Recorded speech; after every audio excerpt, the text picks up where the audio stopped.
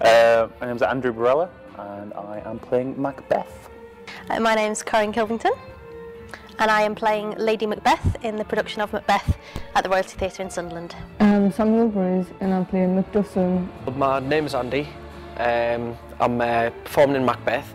I'm playing the part of Malcolm, who's King Duncan's son.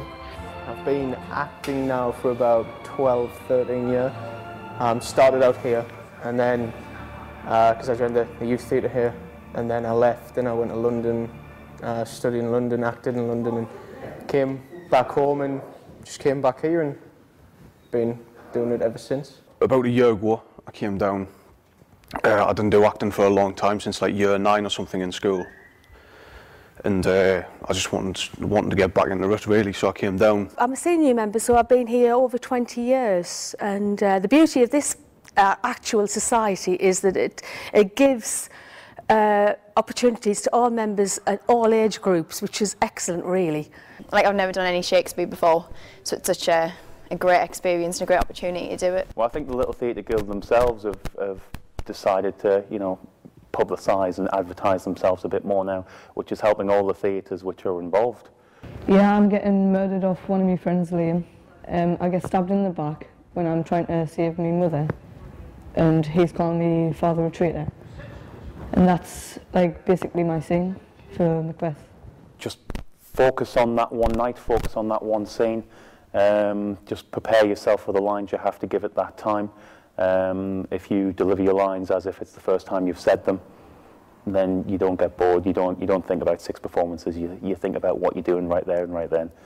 I don't think the nerves will start hitting people until the first night, I think, because it's always when you have an audience watching you, that's when the pressure really gets to you. It's just blossomed in how spectacularly big this production is going to end up. I mean, you've got the set around you here with its wonderful gargoyles and brickwork and dramatic lighting, amazing music, great actors, and then of course we've got a special guest coming as well. Oh, I'm excited but so nervous as well. Oh, I really don't know what to think, to be honest. I don't know, I'm not me, I'm somebody else on stage. I'm not Carl, I'm the character I'm supposed to be, so from Monday to Saturday next week I'll be Lennox all week. I don't feel nervous. I don't get nervous, I just concentrate and make sure that I'm doing what I should be doing. I was alright about it, I just didn't think anything of it at first, and then I read it in the paper and it said we must be getting a little bit panicked about it, and I just thought, oh no, there it comes, there comes the panic. So, but I'm trying to keep a level head about it. It's really nice to have such a supportive patron who will, go out of the way to come and sit in a theatre that he's supporting, and will allow us to do, get the local TV and stuff down. Obviously Spark TV are down to meet him, Spark FM and Spark Online, and and he's welcoming in that kind of community aspect to it as well. So Sir Ian McKellen, welcome to Sunderland and welcome to the Royalty Theatre. Thank you very much. How's your day been so far? What have you been up to in the North East?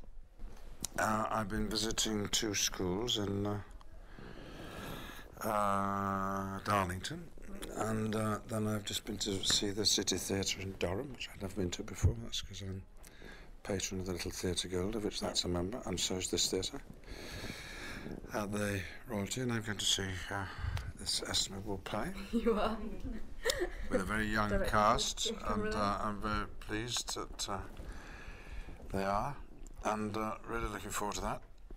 And I'm going to send a message to another Little Theatre Guild theatre, the People's Theatre, Newcastle, are having their 100th anniversary this year.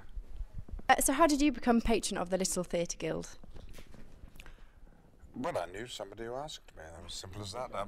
When I was a young person, I used to go to the theatre in Lancashire, where I was born and brought up, and I saw my first Shakespeare at Wigan Little Theatre. In fact, I think the first Shakespeare I ever saw was this play, Macbeth.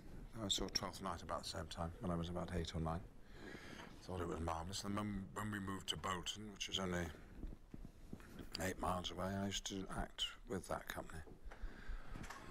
I was in their youth group, so I was always sentimental about Little Theatre Guild. I thought it was very important that not only does it provide cheap theatre for audiences, but lots of experience for people who have other jobs but can't get enough of being on the stage or working backstage, and that's what places like this do. So you are yourself a graduate of the Little Theatre Guild, as you just said. I suppose I am, yes. Yeah, we'll use the term graduate.